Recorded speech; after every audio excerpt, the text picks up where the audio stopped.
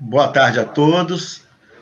Vamos dar início à nossa live de hoje, né, dentro do nosso projeto História nas Redes.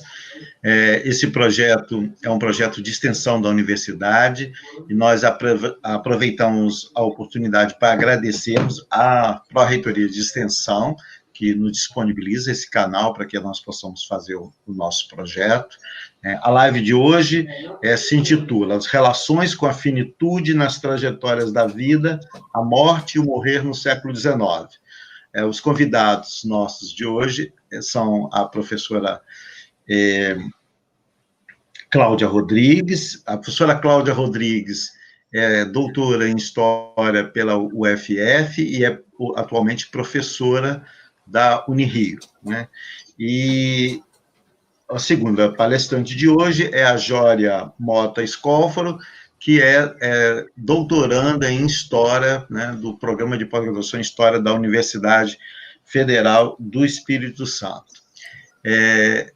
Gostaríamos, assim, de agradecer a todos aqueles que estão conectados conosco aqui, né? Muito obrigado a cada um de vocês, né, pela presença, né, frequente às nossas lives, né? E temos certeza que a nossa live de hoje vai ser um sucesso, porque nós estamos trazendo aqui uma temática super interessante, que ainda é pouco estudada, né, pelos historiadores. Na verdade, é um processo que está se avolumando, mas ainda é um pequeno número, e a gente ter essa oportunidade ímpar de ouvir a professora Cláudia Rodrigues e ouvir também a Jória, certamente vai nos enriquecer de muitos conhecimentos. Cláudia, você com a palavra aí para os seus até 30 minutos, né, de fala. Tá bom, obrigada, Sebastião. Agradeço ao convite para estar aqui hoje, e digo também que é uma satisfação estar em companhia de Jória, e também agradeço a presença de quem nos acompanha nessa atividade. Ao receber o convite do Sebastião para conversar sobre as relações com a finitude no Brasil do século XIX, e sabendo do interesse da Jória pelo tema dos discursos fúnebres nos jornais do Espírito Santo, do 800, eu optei por abordar aqui a questão das novas práticas e discursos diante da morte no contexto anticlerical e laicista do século XIX. Para isso, eu vou retomar algumas das ideias do meu livro Nas Fronteiras do Além, que analisou o processo de secularização da morte no Brasil imperial, enfocando particularmente o contexto do pós-1869, que marcaria o início da crise do governo imperial, que se manifestou em vários elementos, dentre os quais eu vou pontuar alguns aqui.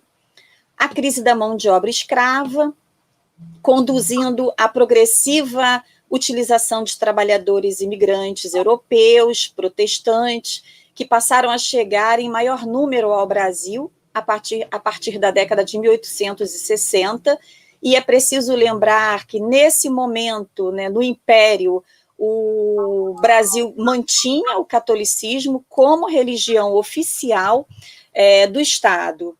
Então, esses protestantes chegavam num ambiente que não era aberto para outras religiões se manifestarem de forma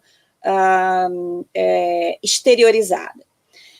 Além desses elementos, a crise também do Império, a partir desse final da década de 1860, seria marcada pela diversificação da sociedade, da economia imperial, com o desenvolvimento do processo de urbanização, com a emergência de novos segmentos sociais formados por profissionais liberais, menos dependentes da escravidão.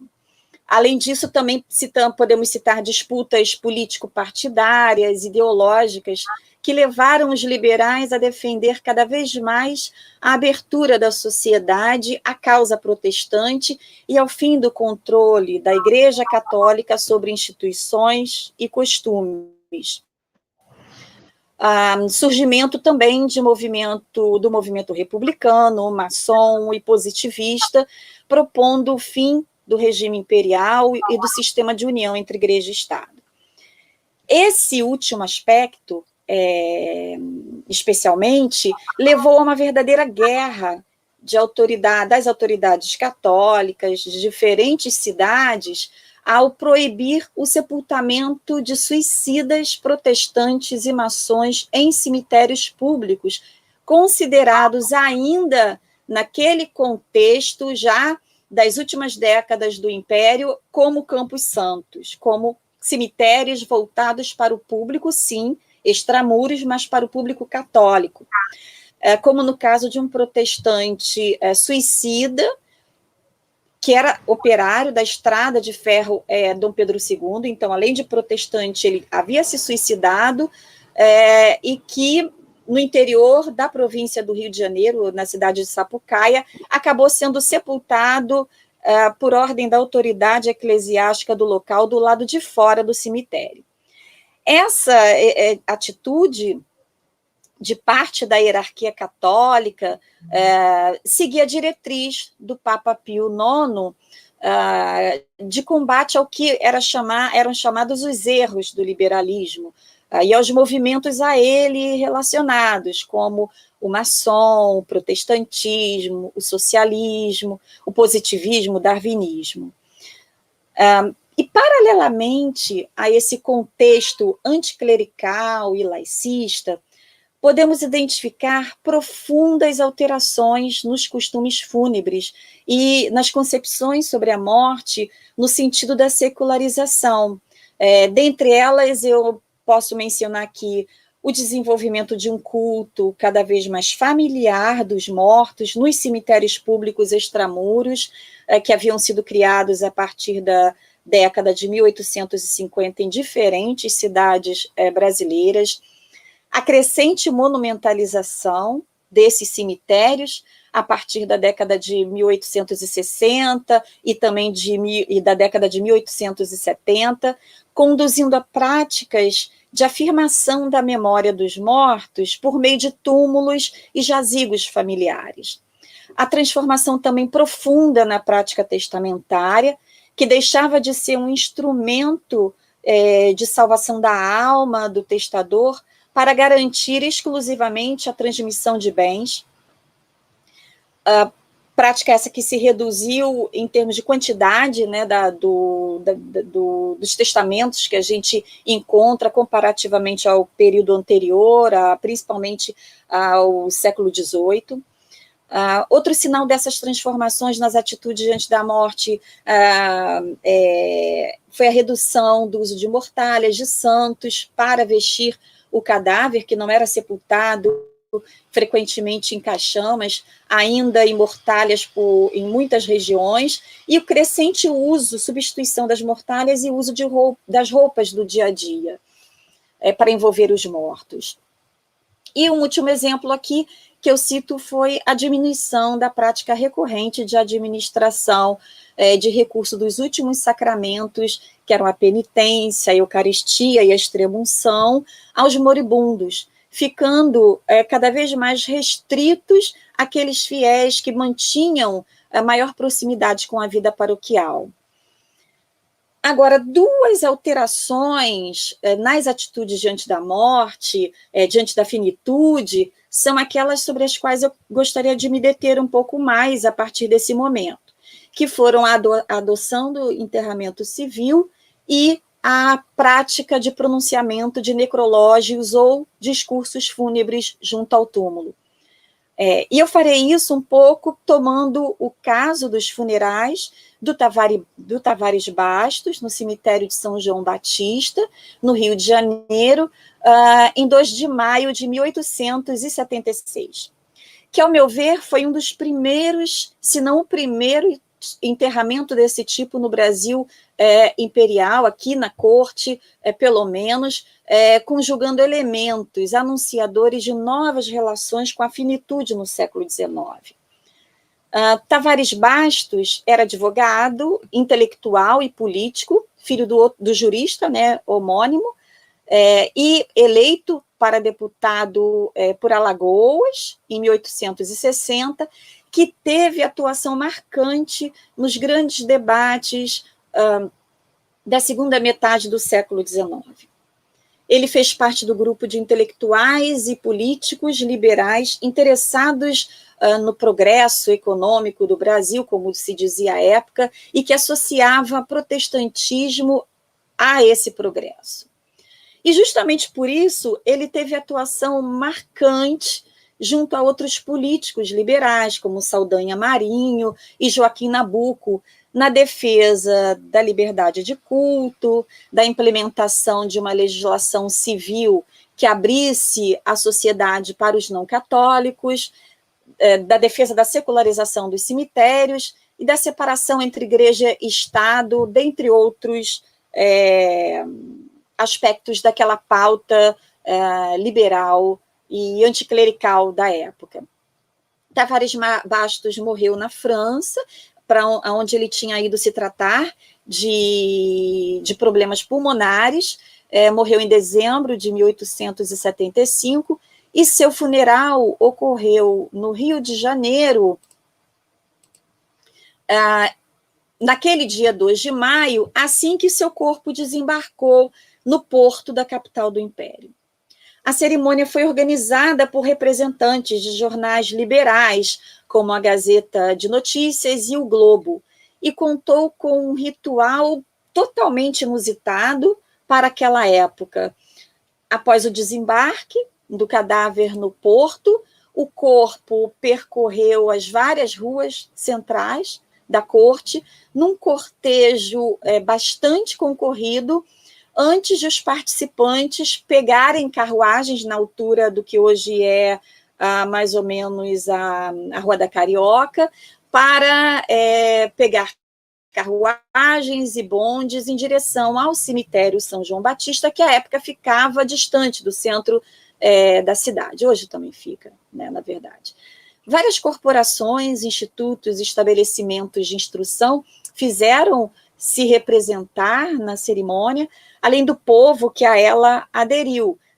Fizeram-se presentes representantes da imprensa, da maçonaria, da associação comercial, do Ateneu Acadêmico, figuras ilustres como ministros de Estado e funcionários públicos. Não há relatos nos jornais consultados de presença significativa de irmandades religiosas, e muitas grinaldas, como a gente pode hoje chamar também próximo das coroas, né, de flores, foram oferecidas por jornais e algumas das instituições que participavam daquele ritual. Várias casas içaram a bandeira nacional, a meia haste, em demonstração do pesar por aquela morte. Ao passar em frente à estação central da companhia de bondes, numerosos empregados se formaram diante do prédio e a bandeira nacional a bandeira americana, né, foi arriada 3 vezes em cumprimento ao préstito que passava por ali. Também estiveram presentes estrangeiros, representantes de consulados de vários navios estrangeiros que lá do porto conservavam suas bandeiras à meia haste. Além destes elementos, destacaram-se os discursos pronunciados por alguns desses representantes no cemitério à beira do túmulo. Nesses discursos se falava da atuação de Tavares Bastos no sentido de ter promovido a melhoria do Brasil, das obras que ele publicou, como Cartas do Solitário, e do seu patriotismo. E essas falas situavam aquela morte no seu aspecto biológico, associando o morto a uma estrela que rolou os ares, a uma voz que vibrava como um raio, afastando as trevas do retrocesso, a um lutador pela pátria, dentre outras alusões a elementos da natureza. E não por acaso, o jornal O Globo retratou esse funeral como uma solenidade sem precedentes nos anais daquela sociedade. Bom, a liderança da Igreja Católica do Rio de Janeiro mostrou uma reação profundamente negativa e combativa ao cerimonial por meio do jornal católico, O Apóstolo. Nos editoriais publicados dias seguintes ao cerimonial, se mostrou inconformismo para com um funeral que, além de não contar com a presença na direção do ritual, na presença do clero, não teria mostrado o respeito que a igreja achava que devia haver no cemitério católico, ao conter discursos que não fizeram uso e menção aos tradicionais temas da escatologia cristã. Além disso, a condenação eclesiástica a essa prática de leigos proferirem discursos à beira do túmulo já vinha ocupando um lugar significativo nos finais dos anos de 1860, no Bispado do Rio de Janeiro, em circulares que a hierarquia eclesiástica divulgava aos párocos.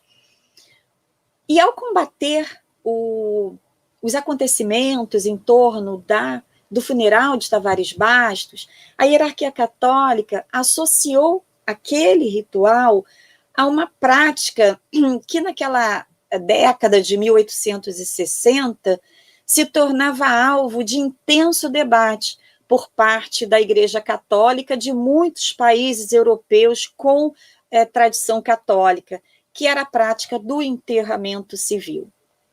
Segundo o grande especialista português, o professor Fernando Catroga, esses foram diretamente relacionados e dependentes do grau de secularização da sociedade e do reconhecimento da liberdade religiosa e da aceitação dos cemitérios como espaço de livre acesso e de livre manifestação.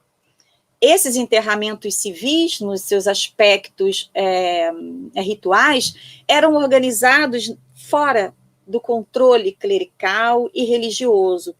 E eu vou ler aqui algumas passagens da caracterização, que o Fernando Catroga faz desse tipo de funeral, porque são interessantes, Segundo ele, muitas vezes eram os colegas de trabalho ou as associações a que o finado tinha pertencido, como clubes políticos, associações de classe, associação cultural, maçônica, etc., eram essas associações, esses membros que desempenhavam um papel ativo na publicização daquela morte, na organização do funeral, do velório, na ordenação do cortejo, nos discursos à beira do túmulo.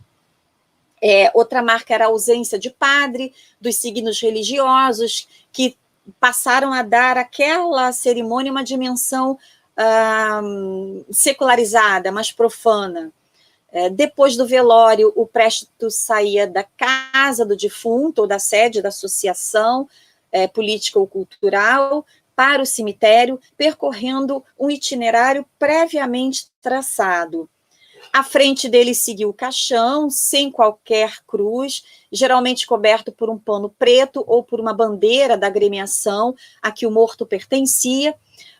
Aos lados caminhavam os familiares, colegas de ofício, os correligionários, sendo também frequente a presença de deputados, de deputações de grupos socioprofissionais, associações escolares, centros republicanos ou socialistas com as respectivas bandeiras. No final do cortejo, vinha um povo anônimo. E surpreendia ainda a frequente participação de bandas de música, sinal de ausência de toques de sinos, que, numa cerimônia tradicional católica, publicizavam a cerimônia. Um ou mais oradores rematavam a sessão fazendo elogio fúnebre ao defunto. E, por fim, algumas cerimônias ainda eram levantadas, e vivas eram levantados ao morto. Ao se tomar essa descrição de Catrógano, esses elementos que ele apresenta como parâmetro do enterramento civil, a primeira observação que podemos fazer é que o funeral de Tavares Bastos, que o jornal Globo descreveu, apresentou vários desses elementos, apresentou semelhanças em vários desses aspectos. Uma delas foram as menções quanto à deposição de perpétuas sobre o túmulo e as menções sobre as muitas grinaldas que fizeram parte do cenário do cerimonial, indicando o hábito de se utilizar flores no funeral, que passou a ser outra prática fortemente condenada pela hierarquia católica, isso já desde a Antiguidade Romana, por ser associada a símbolo de idolatria. E a revalorização desse elemento floral nesse contexto, né, do século XIX, que não é só aqui no Brasil, né, acontecia também nos enterramentos civis europeus, mostra como, paralelamente à consolidação das teses higienistas acerca da morte, se configurava um aspecto novo desse culto aos mortos no século XIX, e uma demonstração de enfrentamento à Igreja Católica. Então, a gente pode caminhar um pouquinho, né, para fechar essa fala, vendo que esses elementos do enterramento civil, né, muito semelhantes, contribuíram para dar à hierarquia eclesiástica fluminense a ideia de que o funeral de Tavares Bastos foi uma cerimônia ao estilo dos enterramentos civis. E, a despeito das críticas que a hierarquia eclesiástica fazia, né, e fez a esse funeral de Tavares Bastos, dizendo que ele estava se disseminando pela capital do Império, aquela ainda parecia, ao meu ver, ser uma prática mais isolada, ainda adotada por livres pensadores, e não tão disseminada como a Igreja queria fazer ver. Esse é um tema que, como disse até Sebastião ainda há pouco, ainda merece estudos aprofundados no campo dos estudos sobre a história da morte e do morrer no Brasil. E o próprio fato de o jornal o Globo ter dado destaque ao ocorrido demonstra o inusitado desse cerimonial. Muito embora o foco dado por esse periódico não tivesse isento de interesse, porque naquela época ele era um jornal de tendência liberal, republicana, dirigido naquele contexto, por exemplo, de 1876 por Quintino Bocaiúva, que juntamente com outro jornal combativo, a Reforma, estiveram à frente de expressivos necrológios e discursos publicados pela imprensa em louvação ao alagoano Tavares Bastos. Várias edições de diferentes jornais na cidade mencionaram ainda aquela cerimônia e publicaram esses discursos. Então, a gente pode ver que esse funeral do Tavares Bastos parece ter sido uma exceção, que destoava ainda de uma regra de predomínio de funerais marcados por uma gerência clerical grande, mas, ao meu ver, pode ser considerado como anunciador de que aquele controle eclesiástico já começava a ser questionado de forma contundente e substanciosa, situando-se ao lado das críticas que vinham sendo feitas à Igreja Católica, ao poder que ela exercia, a jurisdição sobre várias instituições da sociedade, a partir da década de 1870, e é mais ou menos isso, né, que eu pensei em falar um pouquinho, antes da apresentação da Jória, que acredito que vai falar um pouco mais sobre esses discursos, esses elogios, mas agora voltados para os casos, né, ocorridos no Espírito Santo, no século XIX. Então, agradeço e a gente volta a se falar daqui a pouco. Obrigada.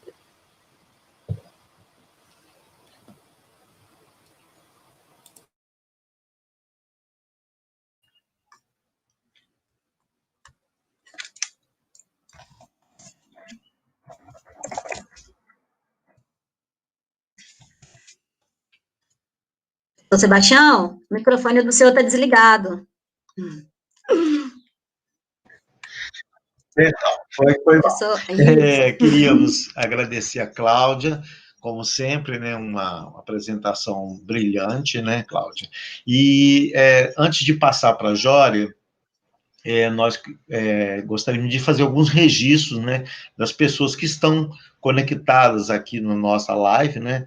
O Leandro Quintão, o Felipe Mauriene, o Paulo Roberto da Costa, né, a Rosane Maria, a Sônia Barreto, Lívia Rangel, a Marcileia Seibert, a Luana Guisso, Karina Miranda, a Erlane Correia de Paula, Maris Quetino, Neiva Marlene, Wilson Silva, Tiago Alves, a Marlene Martins, que é da nossa Pró-Reitoria de Extensão, a Adriene de Freitas Moreno Rodrigues, ao Lucas Barreto, ao Jussiel Alexandre, nosso grande pesquisador da temática de cólera, né, sobretudo no Ceará, de onde ele é originário, a Marilda Ionta, né, de Viçosa, Jânia Granier, ao Arion Bergar, Marcelina Almeida, Andréa Vicente, Gisele dos Anjos, ao Jussitiel, professor Jussitiel, ao Vitor, a Ivana Lorenzoni, a Elisiare de Assis e a Danilo Ferraz. Nós temos, no momento, pessoas de São Paulo, Lisboa, Rio de Janeiro, Juiz de Fora, Erechim, no Rio Grande do Sul, de Colatina, aqui no Espírito Santo, e do Crato, no Ceará. Jória, você com a palavra, e nós estamos aguardando que as pessoas façam as perguntas para a Cláudia e a Jória poderem conversar um pouco mais conosco aqui. Obrigada, professor. Um primeiro momento, falar o quanto é um privilégio para mim dialogar esse tema com a professora Cláudia. Ela é uma referência no país, com certeza, nos estudos sobre a morte. Eu usei bastante os 2 livros dela, tanto Os Lugares dos Mortos na Cidade dos Vivos, quanto Nas Fronteiras do Além. Confesso que quando o professor Sebastião fez a proposta, eu tremi nas bases, né, porque conversar com uma pessoa que é tão referência assim deixa a gente nervosa, mas depois eu encarei tudo como um grande privilégio, né, poder discutir esse tema com a professora Cláudia, eu vi como um grande privilégio e está sendo para mim um grande privilégio. Muitas coisas que a professora abordou na fala dela, eu vi nas minhas fontes aqui no Espírito Santo, esse caminho em direção à secularização, a questão do discurso dos amigos, que é um dos pontos centrais da minha tese, né, que está em desenvolvimento, a questão dos elogios fúnebres. Então, a fala dela casa bastante com o que eu tenho trabalhado. E eu vou iniciar minha fala citando uma frase do Legoff, que eu costumo dizer, né, do historiador Jacques Legoff, que eu costumo dizer que norteou as minhas reflexões, tanto na dissertação de mestrado, quanto tem norteado no doutorado, né? Por que motivo que a gente não deixa os mortos vaguear ou dormir? Por que criado, são elaboradas, né, diversas representações, diversas imagens, diversas falas e discursos relacionados ao além-morte, ao transpasse.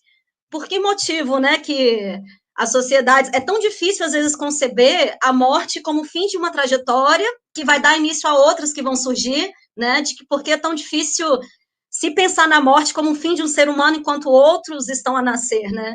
Desde que a humanidade, quase nos primórdios dela, tece, cria, elabora diversas representações para se pensar no que ocorre depois da morte, para se analisar o que acontece depois da morte. Então, nessa fala do Legoff, realmente me remete, né, a uma reflexão por quais motivos o ser humano tece e elabora diversas representações relacionadas à morte e o morrer. Eu trabalho especificamente com discurso sobre a morte na imprensa. O principal motivo, talvez, é porque eu seja jornalista, então eu consigo alinhar o meu conhecimento de jornalista com a questão da história, e porque eu vejo também a imprensa como um espaço de diversas reflexões e que mostra diversos pensamentos, interações e relações humanas por meio da escrita. E nesse ponto, eu acho importante reforçar, né, ver a imprensa como um ente ativo, né, como um ente proativo dos acontecimentos. Não ver os jornais apenas como um mero suporte de informações. Neles se tecem relações, neles se tem interações, e neles se tem política, se tem o cotidiano, se tem a vida, tem diversas informações ali que a gente pode obter para se pensar nas sociedades do passado. E eu escolhi pensar nas sociedades do passado por meio da escrita e do discurso que essas sociedades tinham sobre a morte. Então, eu trabalho com a imprensa do século XIX, aqui no Espírito Santo, pensando o que o discurso sobre a morte me traz de informações sobre a política local, sobre as interações, sobre os embates, sobre o cotidiano da cidade de Vitória, porque muitas vezes esses textos parecem, né, simples demonstrações emotivas perante a morte de alguém, mas quando você vai ler com um olhar atento, você vê diversas questões ali, partidárias, políticas, e que nos possibilita pensar, por meio da escrita da morte, aquela sociedade, as pessoas que ali moravam naquela cidade e naquele local. E é interessante, assim, né, só uma abordagem sobre a minha trajetória nesse tipo de pesquisa, porque eu comecei a estudar a morte não por eu ter visto alguma pesquisa ou por eu ter me interessado pelo tema. Quando eu estudava em Viçosa, eu fui com uma amiga que estava trabalhando sobre a Tuba Bernardes nos jornais, eu fui ajudá-la a olhar, a buscar informações sobre a Tuba Bernardes naqueles jornais. E quando eu comecei a folhear, a escrita subjetiva com que se noticiava a morte ali me chamou muita atenção. E era um jornal de 1920, mais ou menos, então ele estava falando da morte dos coronéis, era uma época que o coronelismo era forte. Então, eu lembro que eu fiquei muito impressionada. Como que era uma escrita poética, romântica, sensível, não estava acostumada, os jornais atuais, eles relatam a morte de modo muito direto, fala-se, né, que alguém morreu, traz um pouco da história, mas o que se tinha nesses jornais era uma coisa muito emocionada, muito poética, então isso me interessou muito. Então eu me interessei em fazer um mestrado na área, e no meu mestrado eu trabalhei com o cotidiano da morte na cidade de Vitória. E eu fiz essa análise do cotidiano da morte por meio dos jornais, com as notas, poesias, necrológios, obituários. Então, eu fui observando como essas informações que esses jornais traziam me permitiam pensar em como a sociedade aqui de Vitória ela encarava a morte e o morrer dos seus habitantes. Eu usei bastante o trabalho da professora Cláudia e eu vi muitas semelhanças na forma como a comunidade de Vitória reagia diante da morte e também a comunidade do Rio de Janeiro perante a morte, pensando que eram duas sociedades católicas com forte influência do catolicismo, mas que também ia caminhando em direção a uma secularização. Nos meus jornais, nos jornais que eu analiso, eu também vi discussões com relação aos enterramentos aqui na cidade de Vitória, discussões sobre as condições dos cemitérios. Então, essa discussão que acontecia em âmbito nacional, na capital, né, do Império, também acontecia na cidade de Vitória. E é interessante, né, a gente observar de que modo as cidades estavam interligadas nesse tipo de discussão. Aqui no Espírito Santo, os enterramentos foram proibidos em 1856, o que conflui com a epidemia do cólera, que já estava ali acontecendo. Então, na cidade de Vitória, a gente tinha essas discussões. E por meio dessas notas, dessas notícias, eu fui pensando, eu fui vendo como que Vitória, como os moradores da cidade de Vitória agiam diante da morte dos seus moradores. E eu trabalho agora no doutorado de 49 a 89, no mestrado eu trabalhei um pouco menos, mas eu também trabalhei com o século XIX, justamente, né, fazendo o link com o que a professora Cláudia falou, porque nesse momento eu via nos jornais uma presença intensa dos discursos sobre a morte. Os necrológios em homenagem aos mortos, eles eram muito presentes. Praticamente todas as edições dos jornais traziam alguma coisa, uma nota sobre um falecimento, um convite para uma missa, diversos pontos, né, que me auxiliaram a pensar a morte na cidade de Vitória. Quando se caminha para uma secularização, para uma laicização, quando os enterramentos saem de dentro das casas, os enterramentos, não, os funerais, eles saem de dentro das casas, eles vão ocupar as capelas mortuárias, quando os enterramentos saem de dentro das igrejas e vão ocupar os cemitérios longe das cidades, eu fui vendo que o discurso sobre a morte também, ele vai se esvaindo nesses jornais, eles vão diminuindo. Aquela familiaridade que antes se tinha, e que em praticamente todas as edições você via alguma coisa sobre o tema, também vai diminuindo. Então, eu escolhi trabalhar quando a imprensa surgiu no Espírito Santo, no ano de 1849, com o Correio da Vitória. Eu fechei, agora no doutorado, eu estou trabalhando até 1889, quando o meu terceiro jornal para também de circular, que é o Espírito Santense, mas eu percebi já uma redução, assim, os meus jornais da década de 40 e 50, eles eram mais emotivos, mais sensíveis, mais profundos nas abordagens, né, na sensibilidade que se falava sobre a morte, e com o decorrer do tempo eu já fui tendo mais dificuldade de encontrar textos com esse teor. E eu vou ler algumas notinhas sobre como que a morte era abordada nesses jornais, né, e que me permitiram perceber um modo de agir diante da morte na cidade de Vitória. Eu vou ler algumas das notinhas, né? Quase todas as edições têm essas notas, as famílias pediam para publicar, e você consegue ver vários dos rituais que envolviam, né, a morte.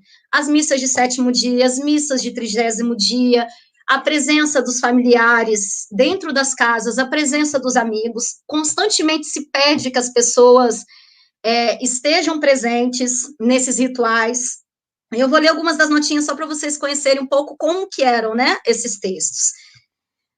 O doutor José Augusto César Nabuco de Araújo roga a seus amigos e aos de seu pai, senador José Tomás Nabuco de Araújo, o obséquio de assistir a uma missa pela alma do mesmo pai, a qual terá lugar na capela do palácio no dia 21 do corrente. Eu vou dar mais um exemplo aqui do Espírito Santense. Esse foi do Correio da Vitória, de 1850. Joaquim Pinto de Queiroz, sua mulher Ana Rosa do Amor Divino, e seus filhos José, Álvaro, Rosalina e Maria, cunhados, irmãos e sobrinhos, do capitão José Afonso Martins, falecido na cidade de São Mateus, mandam celebrar uma missa pelo eterno descanso de sua alma na capela de Nossa Senhora da Conceição, na prainha dessa cidade, no dia 5 do mês de novembro, próximo futuro, às 7h30 da manhã, 30º do seu falecimento. Convidam não só as pessoas de sua amizade, como os parentes e amigos do falecido, para assistirem esses atos da nossa santa religião, protestando seu eterno reconhecimento.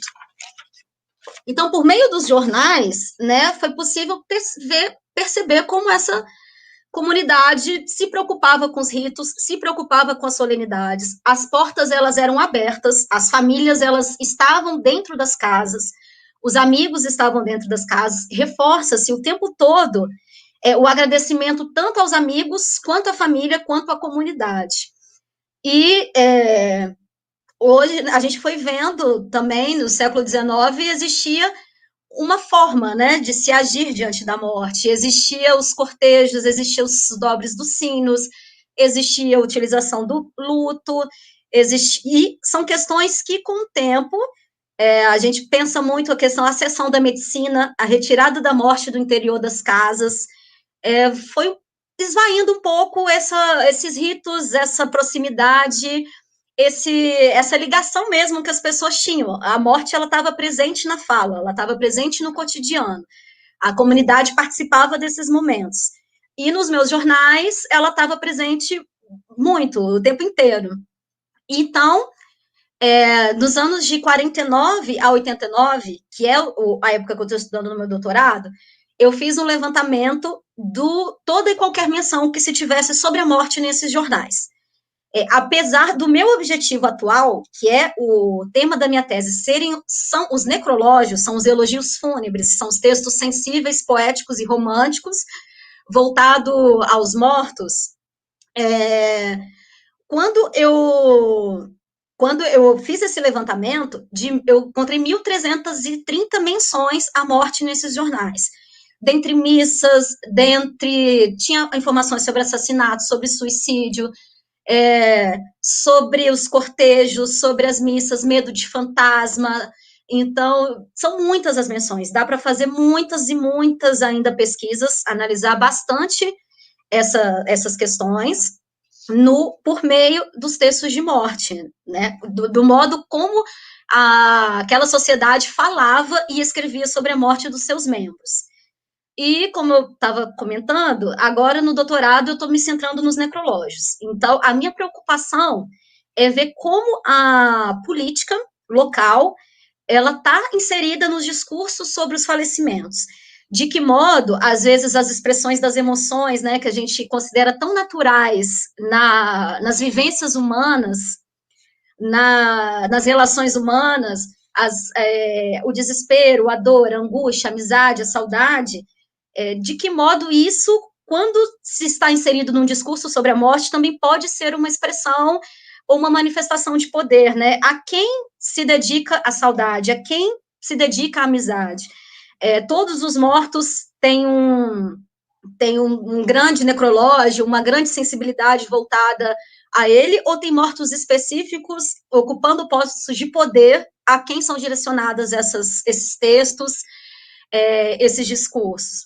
E a professora Cláudia falou, né, da questão da amizade, dos discursos, né, feitos em torno dos funerais, em torno dos mortos. Nos jornais aqui do Espírito Santo, que eu trabalho, esse é um dos pontos centrais do meu interesse, que é a reprodução dos discursos dos amigos. Cotidianamente, esses jornais traziam esses discursos, todos já descrito, como que tinha sido, qual amigo que tinha falado, e faz a gente pensar um pouco nessas relações de amizade, como que muitas vezes o amigo, ao exaltar o outro também, né, está exaltando suas próprias qualidades, de que forma esse tipo de como as emoções que estão ali presentes nos permitem pensar a política local, as relações de poder, todas as interações que os discursos sobre a morte nos permitem analisar. Então, eu trouxe um pouco do meu trabalho, que eu estou fazendo agora, desse levantamento aqui em Vitória. Existia, sim, o modo da população local agir diante da morte, e os meus jornais trazem isso, e são fontes muito interessantes. Eu trabalho com o Correio da Vitória, o Jornal da Vitória, o Espírito Santense, que são periódicos da segunda metade do século XIX, num período, né, como eu falei, que se morria em casa, o moribundo não estava envolvido em solidão, digamos, não estava, em grande parte das vezes, às vezes no leito médico, sedado, era uma morte compartilhada entre as pessoas da comunidade, o luto era vivenciado. Então, estudar a morte no século XIX, as suas manifestações emotivas e o modo como as pessoas lidavam com ela, é muito, muito bacana, é um tema muito interessante, e eu agradeço. Essa foi minha fala, trazendo um pouquinho do meu trabalho e de como os discursos sobre a morte nos trazem informações sobre aquela sociedade, suas vivências, seu cotidiano, suas práticas culturais e as manifestações de poder também. Obrigada. Nós é que agradecemos aí, Jória, e agora vamos passar para as perguntas, e aí vocês também certamente terão a possibilidade de explorar bastante ainda o tema, né? Mas antes de passarmos para as perguntas, eu também queria registrar, né, algumas outras pessoas que estão nos acompanhando aqui.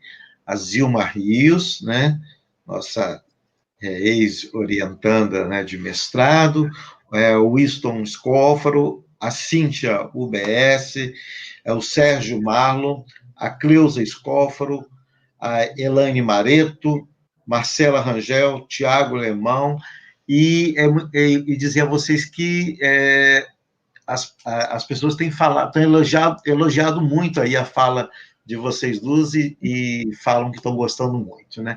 Bom, então eu vou usar da prerrogativa de moderador para eu fazer uma primeira pergunta. E a gente tem mais perguntas a serem feitas. E aí eu queria que as duas falassem sobre essa mesma pergunta. Bom, a Cláudia chegou a fazer alusão à questão, né, das mudanças, de enterramentos, sobre a responsabilidade da igreja, né, sobretudo nas igrejas, para a secularização dos enterramentos.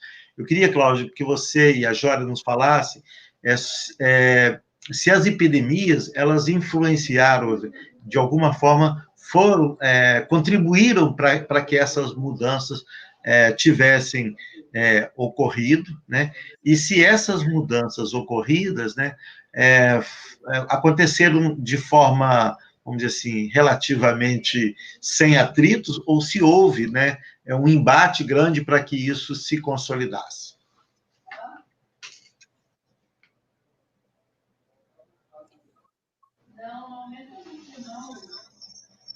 Quem começa? Eu pedi primeiro a Cláudia e depois a Jória. Sou eu. Respondemos agora? Agora. Tá bom, Sebastião, obrigada. As epidemias contribuíram, certamente, primeiro no processo de afastamento dos mortos do interior das igrejas. E, ao meu ver, foram significativas, elas foram ponto culminante de uma série de... Por 50 anos se tentou, de 1849 a 1850, né, no verão, né, de dezembro de 49 até em torno de março de 1850, que efetivamente convenceu as autoridades a tirar o projeto do papel. Mas eu acho que essa questão do impacto das epidemias pode ser analisada, talvez, a longo prazo, porque na medida em que os cemitérios extramuros são criados, são inaugurados muito a reboque dessas epidemias, a gente vai assistir uma série de transformações nos costumes, eu mencionei algumas aqui na fala, e tem uma que é pouco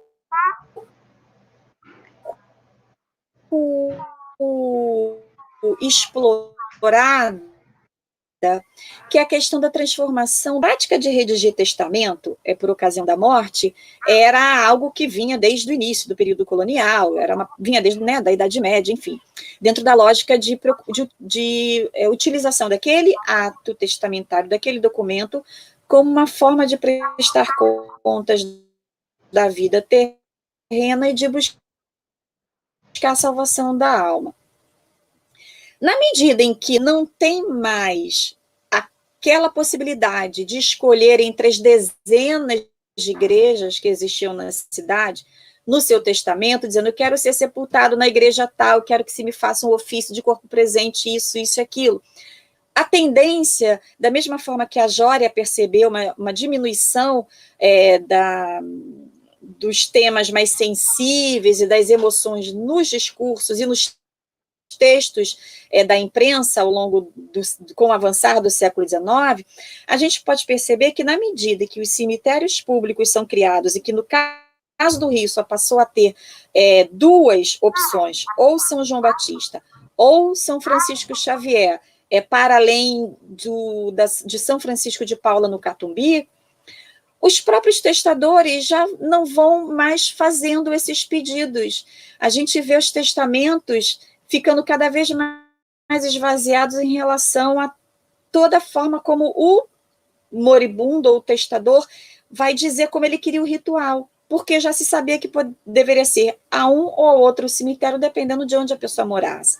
E, por extensão, a redução de uma série de outros rituais, como eu mencionei aqui na fala, e que tudo isso vai fazer a composição de um grupo importante de informações que deixam de ser explicitadas e ditas no testamento para serem ditas para o familiar. E mais adiante eu vou comentar um pouquinho sobre isso numa pergunta que eu também tenho para a Jória, se eu puder fazer. Então, Sebastião, acho que as epidemias tiveram impacto, sim, num primeiro momento mais diretamente ligado à questão da transferência física do morto das igrejas, mas eu acho que a longo prazo, na transformação de uma série de rituais e contribuindo para vários desses elementos que eu mencionei aqui, né? Inclusive, mais adiante, para o desenvolvimento do enterramento civil.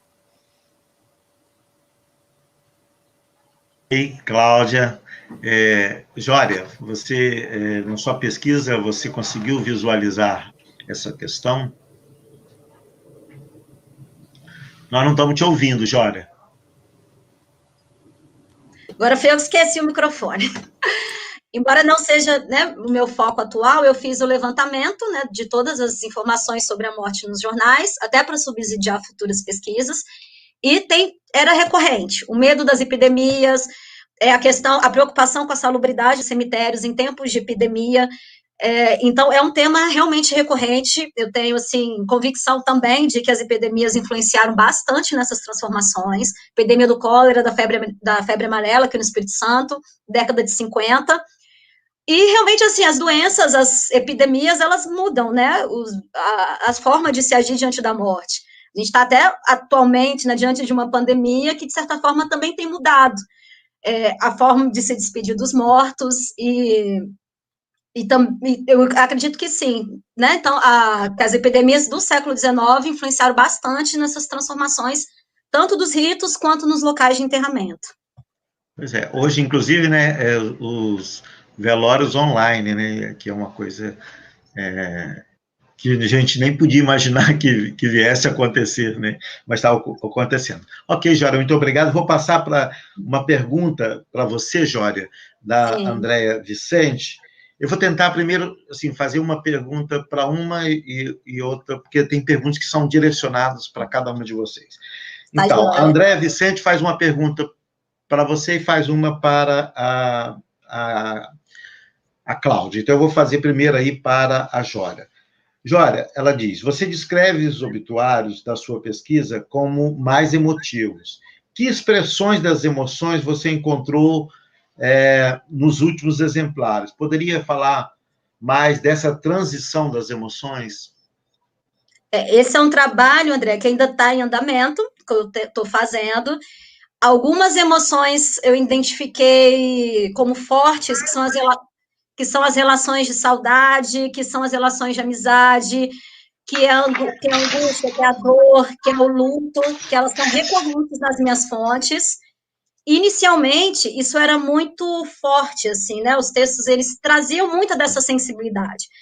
Eu acredito que as duas principais relações, seja as de amizade e as de saudade, se reforça muito o quanto o falecido ele era amigo de todos, ele era uma pessoa muito amiga, ele era rodeado de amigos, e se fala muito de saudade, a saudade que ele deixará, o quanto que os feitos dele provocam saudades naqueles que conviviam com eles. Então, são duas emoções que são, duas questões que estão muito presentes, relações tanto de amizade quanto de saudade.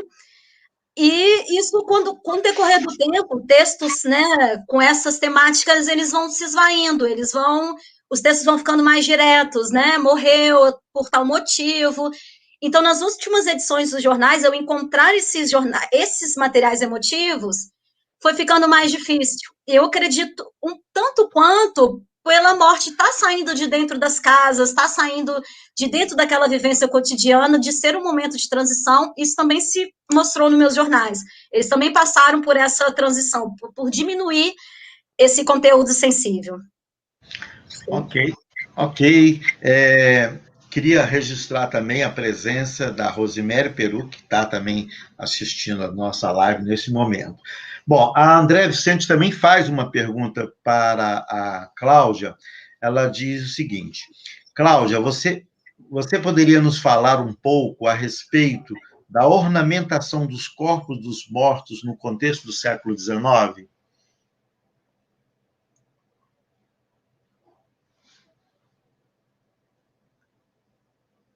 A gente não está te ouvindo, Cláudia. Desculpa, eu fui obediente ao comando, obediente até demais,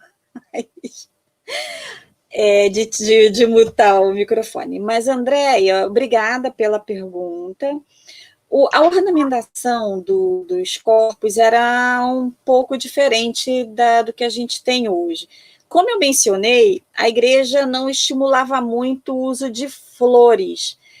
Então, a gente encontra um tipo, principalmente até esse momento que eu explorei, em que você tinha uma atuação mais marcante das irmandades, e que o clero estava ali ao lado do cortejo, fazendo parte, dirigindo, e o cortejo acontecia muito próximo, né, de casa, já que ainda não estava indo para os cemitérios públicos, ou quando fosse uma presença marcante, né, o acompanhamento desse membro do clero. A gente vê principalmente mortalhas de santos, e de acordo com o sexo, por exemplo, homens com santos da sua devoção e mulheres com as suas santas de devoção. As mortalhas que geralmente eram comuns a homens e mulheres eram as de São Francisco e as de Nossa Senhora do Carmo, porque se acreditava no poder intercessor dessas mortalhas. No caso de São Francisco, acreditava-se que o cordão, né, o hábito de São Francisco, um hábito preto dos monges, né, que era exatamente esse hábito que era vendido no Rio de Janeiro como mortalha, ele tinha um cordão, né, que amarrava a cintura, ele tinha nós. E se acreditava, desde o período medieval, que eram naqueles nós que as almas do purgatório se agarravam para o santo as tirar daquele lugar. E no caso da de Nossa Senhora do Carmo, em função também, né, desse sentido de intercessão, e principalmente pelo escapulário. E pela idade, né, mortalhas, vestimentas específicas e cores específicas de acordo com se fosse uma menina virgem, se fosse, usava um tipo de mortalha, se fosse casada já usava outra. Crianças com mortalhas coloridas, porque se acreditava crianças até 7 anos que já estavam, que não iriam, né, para o inferno, que eram salvas uma vez batizadas. Então a manifestação colorida era da alegria por aquele passamento, no sentido de alegria de que vai para o paraíso, né? Vestes militares, né, para as pessoas daquele ofício, ou vestes seculares, no caso de padres. O interessante é que flores, uma profusão de sinais, inclusive acompanhamento de comidas e de objetos do morto, se fazem mais presentes nos relatos eclesiásticos contrários aos costumes dos africanos, que esses sim eram, inclusive, viajantes que passaram, por exemplo, pelo Rio de Janeiro no século XIX, mencionavam como é que aquele cadáver estava sendo ornado, cheio de cores, com flores, com coroas, e, portanto, de forma já mais diferente da católica, até porque para os africanos a morte era vista como uma forma de reencontro com os ancestrais, e em alguns casos até como uma forma de se livrar, né? Você se livra daquele fardo do dia a dia, do trabalho, da escravidão, dos castigos que aconteciam com a maioria dos escravos. Então, essa ornamentação dos corpos no século XIX tem esse sentido. A partir da difusão dos enterramentos civis, as pessoas vão com as roupas do uso, né? Homem, né, com seus ternos, as mulheres com os seus vestidos, os mais bem, né, mantidos. Acho que é basicamente isso. Ok, Cláudia. Antes de passar para a próxima pergunta, que será para você, Cláudia, eu vou fazer um convite a todos para a nossa próxima live, né? Toda terça-feira acontece as lives do nosso projeto História nas Redes, e a próxima live se intitula Malária no Espírito Santo, Sofrimento e Morte. Irão debater o assunto a Luísa de Castro Alvarenga, que é professora da Mescan, ela é médica epidemiologista e é doutoranda em História, e a tese dela é sobre malária. E o professor Crispim Ceruti Júnior, que também é professor da UFES, né, e epidemiologista, né? E o moderador será o professor André Luiz Lima Nogueira, né? Então, todos estão convidados para a próxima terça-feira, dia 1º de setembro, né, às 17 horas. Bom, Cláudia, tem o Felipe Mauriani faz uma pergunta, ele faz uma pergunta, na verdade, para a Jória e faz também para a Cláudia. Então, para a Jória, aliás, eu tinha falado que primeiro eu ia fazer para a Cláudia, né? Então, vamos lá. Bom, ele diz o seguinte, Cláudia: o caráter profano contundente do sepultamento de Tavares Bastos, né, teria representado o início da participação política do Estado nos rituais dos funerais futuros no Brasil? Uhum. Obrigada, Felipe. Eu acredito que sim.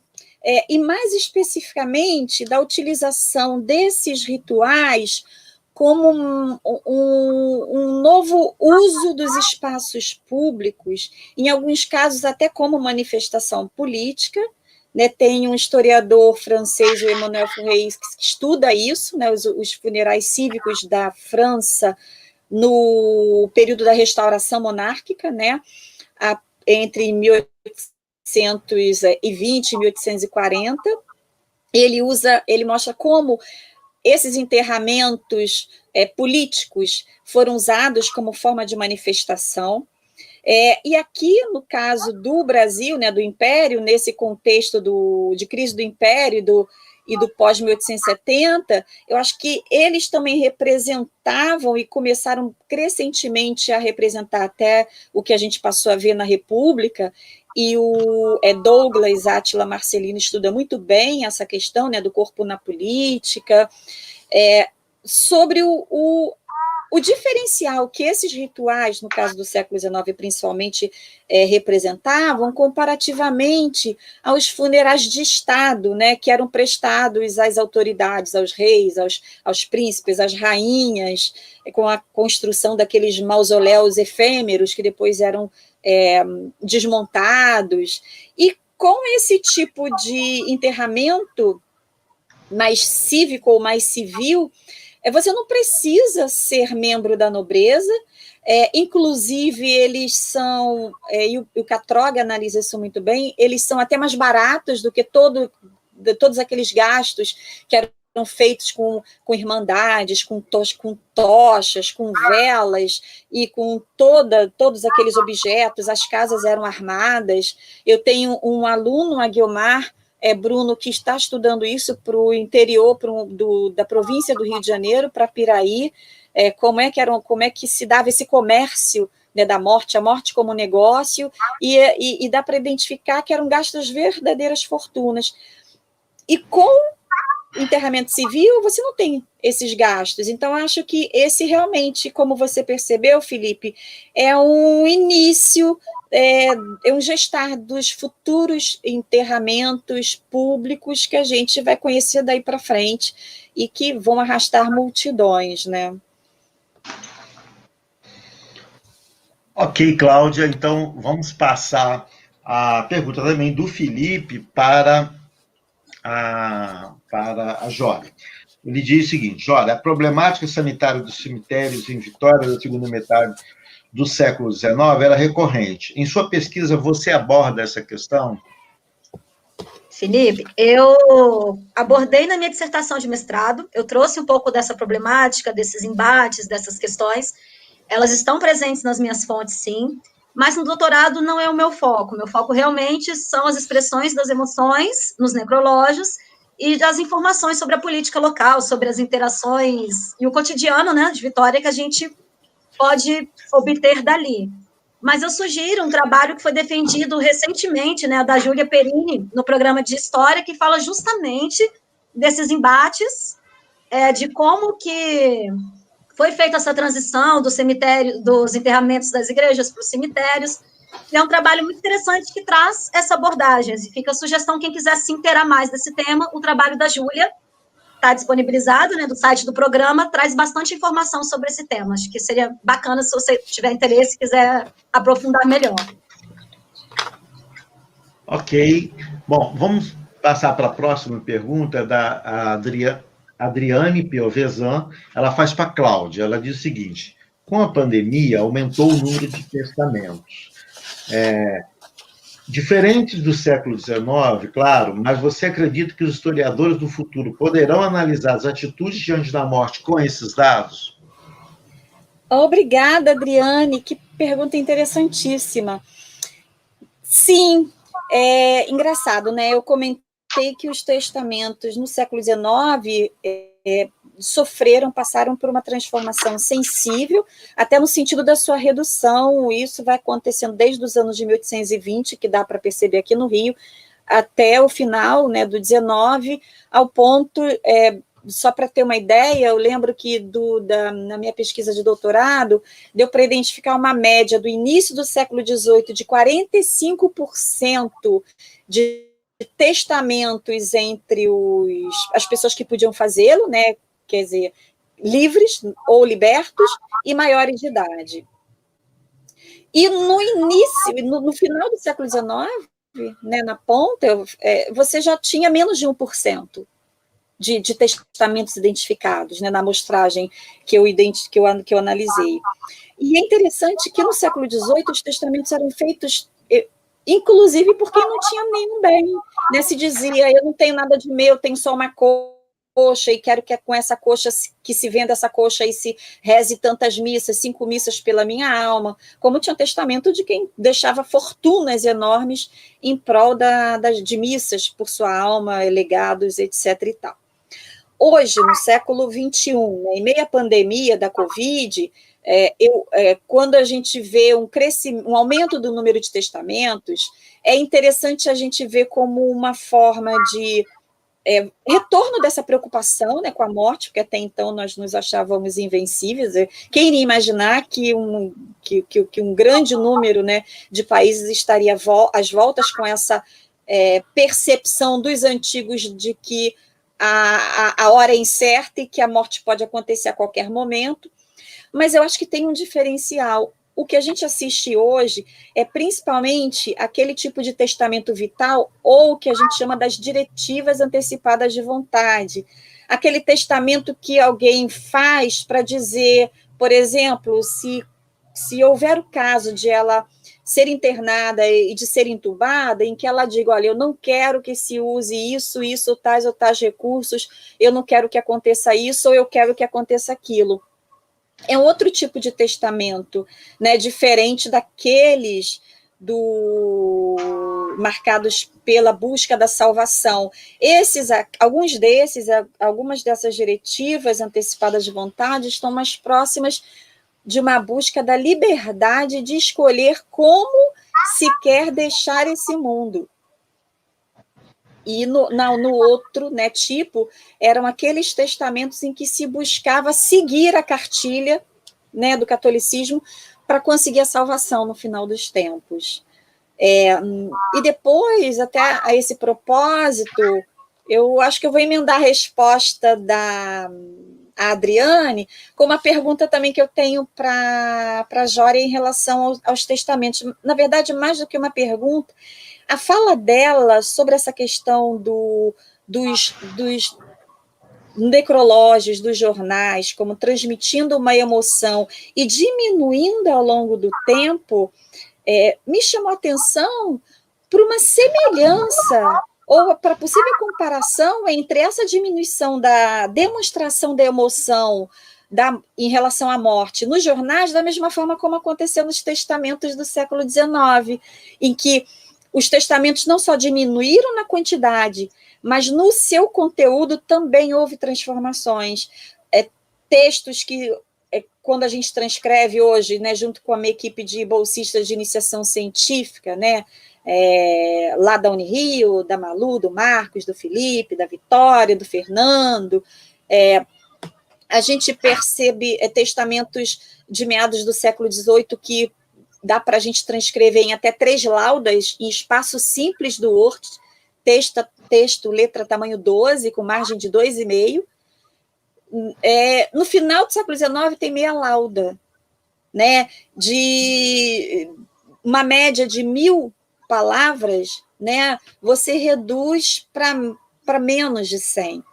Então, isso que a Jória falou sobre a redução da transmissão, né, das sensibilidades das emoções no testamento, nos jornais, me fizeram pensar também numa associação com o testamento, indicando que ao longo do século XIX, um documento jurídico como o testamento, que passou a ser de transmissão de bens, e um instrumento público como os jornais, né, e os obituários, não seriam mais o canal de transmissão daquelas sensibilidades e daquelas emoções, mas sim, e aí eu nesse ponto, eu ainda acho que o Philippe Herriot teve uma sacação muito, muito grande, eu concordo com a tese dele da questão da canalização disso para o interior das famílias, né, na emergência das novas sensibilidades familiares. Ele falou isso para o século XVIII, e eu acho que isso pode ser interpretado também para o século XIX, e se a gente junta com análises como do Rideau, por exemplo, para Orleans, na França, no século XVIII, em que ele vai dizer, né, que as pessoas resolveram deixar, e o Vovelli também falou um pouco disso, mas não canalizou para a família, porque ele não deu para ele focar na questão das famílias, mas ele falou que as pessoas deixaram de falar em público, que elas passaram a falar no privado. Então, isso aponta, ao meu ver, acho que você poderia usar isso ao longo do seu trabalho, como um exemplo significativo do progressivo processo de interiorização e de privatização das emoções diante da morte, como a gente depois vai conhecer até chegar, né, no que a gente passou até ao longo do século XX, principalmente até a segunda metade do século XX. Acho que é uma hipótese muito interessante que você poderia perseguir. Desculpa, estou mal falando demais. Excelente. Olha só, Jória, também tem uma pergunta para você, da Elesiare, que, aliás, sobre suicídios, né? Ela fala assim, os suicídios ou suicidas, eles se faziam presente nesses anúncios? Bem, eu fiz o levantamento dos suicídios também. Eu não estou te vendo. Eu tenho que voltar. Quando eu fiz o levantamento de toda e qualquer notícia de morte, apareceram alguns suicídios, mas eram muito, muito raros. Eu vou falar um pouco no chute, o que eu lembro, devem ter sido 10 ou 11 ao longo de 40 anos. Muito raramente aparecia. Geralmente, quando aparecia, eram, às vezes, pessoas escravizadas que se atiravam no mar, mais voltado a essa temática. Agora, nos necrológios, vamos dizer, sensíveis, poéticos, se falar que aquela pessoa se suicidou, isso não acontecia. E raramente era noticiado. Eu devo ter lembrança de uns 10 ou 11 ou 12, talvez, suicídios anunciados, né, nesses jornais, noticiados. Mas era muito, muito raro, muito difícil. Bom, tem uma pergunta que, embora tenha sido para a Jória, eu acho que essa pergunta deveria ser feita para vocês duas. Da Neiva Marlene. Ela diz o seguinte, a respeito dos suicídios, o ritual fúnebre era igual aos demais falecidos por morte natural, ou havia alguma restrição, tipo, podiam ser enterrados em Campo Santo, ou eram excluídos dos demais? Eu acho que a Cláudia, que de certa forma enfocou um pouco essa questão, se poderia iniciar a fala e depois a Jória, se quiser, complementar. Essa pergunta nos faz, nós, historiadores, principalmente, o estudioso, né, das atitudes diante da morte nos séculos passados, nos faz não deixar de ter em mente o seguinte, é importante ver o contexto que está por trás, né, daquelas práticas.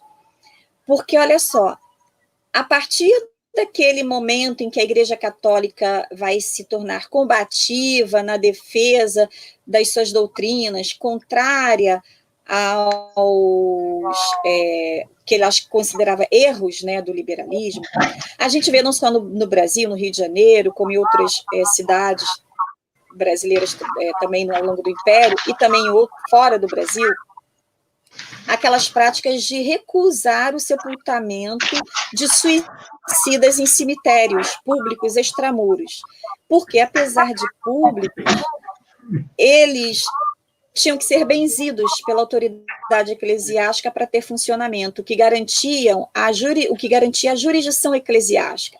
E era por isso que a igreja podia dizer quem podia ser sepultado e quem não podia.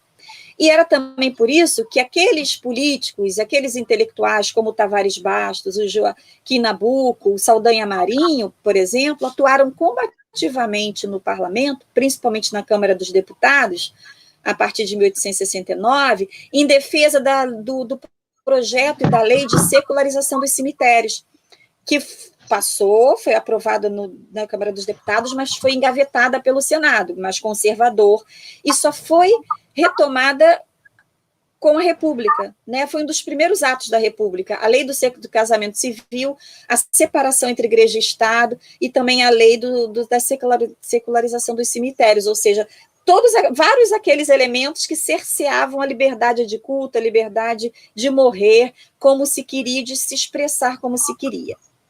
Por que eu voltei a esse período, me referi a esse período? Porque, por incrível que pareça, quando eu olho os livros de óbitos, com os quais eu trabalhei para o Rio de Janeiro, não é muito comum, né, ver referência a suicida. Obviamente, é bem raro, mas eu lembro de um registro em que se dizia que se suicidou pelas próprias mãos e foi sepultado.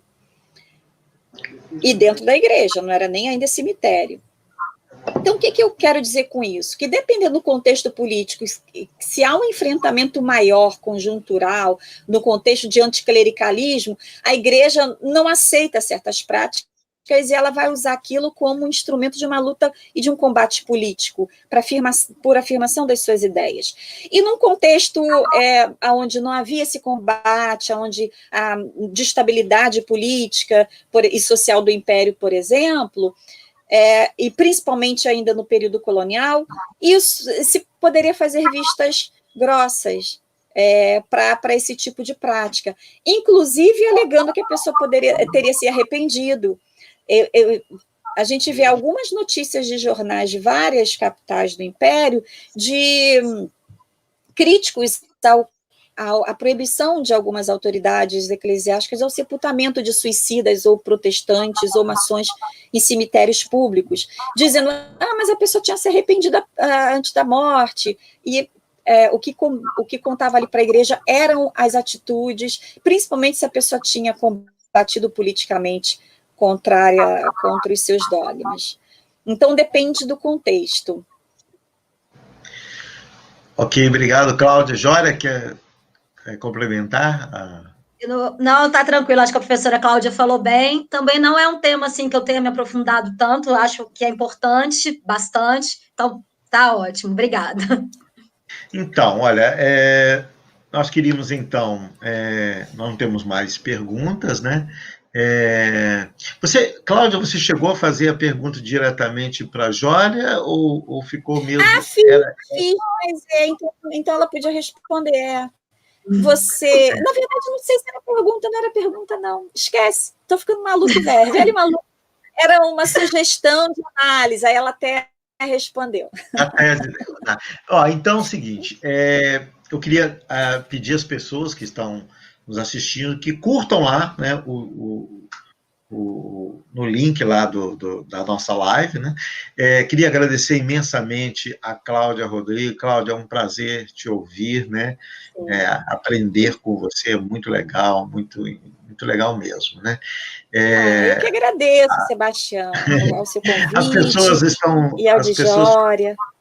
As pessoas foram super elogiosas com vocês duas, falaram bem, só elogios aqui, né? Então, um prazer que eu tenha tido essa oportunidade. Né, Jória é excelente. Né? E você é um concurso. Parabenizar também a Jória. A Obrigada. Jória é uma aluna muito aplicada, né? É uma excelente orientanda e vai produzir aí um fruto muito legal. Então, assim, espero que numa próxima oportunidade nós possamos estar conversando mais sobre essa temática, né? Nos encontrando aí nos conclaves científicos que nós participamos. A Cláudia já esteve aqui uma vez, certa feita, aqui no Espírito Santo. No dia que foi falar, a luz faltou, não esqueço nunca disso, né, Cláudia? Que você falou do lado de fora, né? Improvisou uma fala. A luz de velas. Isso. Então tá, foi muito legal, ótimo, parabéns a vocês duas e muito obrigado por essa disponibilidade. Eu queria também agradecer a presença, né, do público com as perguntas, a interação, porque as perguntas nos ajudam, às vezes, a pensar coisas que a gente não tinha imaginado. É muito importante essa interação para a nossa reflexão. Muito obrigada. Olha, aqui tem um comentário que eu vou ler, né? A Neiva, né, está agradecendo a Cláudia por sanar a dúvida dela, a Jória e a mim, imagina, pela simpatia. Que bênção que eu professor com você. Há quem conteste isso, Neiva. Há quem conteste certamente. Bom, Jória, posso fazer suas despedidas, por favor? Agradeço a oportunidade. Foi que, apesar de eu ter ficado muito tensa, o saldo foi extremamente positivo. Reitero ter sido um privilégio discutir esse tema com a professora Cláudia, sob a mediação do meu orientador, professor Sebastião. Foi realmente extremamente proveitoso. Estou extremamente feliz por ter tido essa oportunidade. O privilégio foi meu.